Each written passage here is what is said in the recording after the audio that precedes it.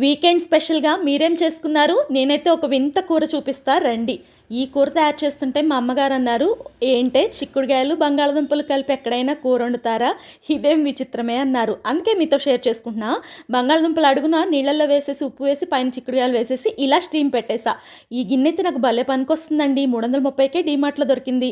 బంగాళాదుంపలు peel out చేసి cut చేసుకున్నాను. Onions ఏమో సన్నగా పొడవుగా స్లైస్ చేసుకున్నా. పోపు కోసం ఒక గరిటెడు నూనె బాండీలో వేసేసి వేడెక్కినాక అన్ని రకాల పోపు గింజలు అర టేబుల్ స్పూన్ చొప్పున వేయండి. అదేంటి బాండి మారిపోయింది అనుకుంటున్నారా? అది పట్టదని ఇది మార్చానండి. ఇలాంటివి జరిగినప్పుడు మాత్రం నాకు భలే నవ్వొస్తుంది.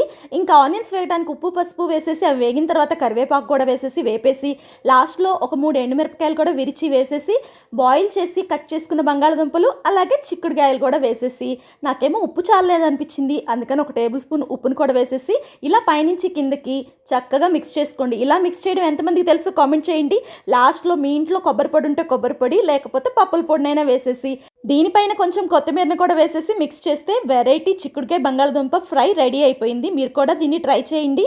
అలాగే మీకు ఈ కర్రీ తెలిస్తే కామెంట్ చేయండి. వీడియో నచ్చితే లైక్ చేసి సబ్స్క్రైబ్ అవ్వండి.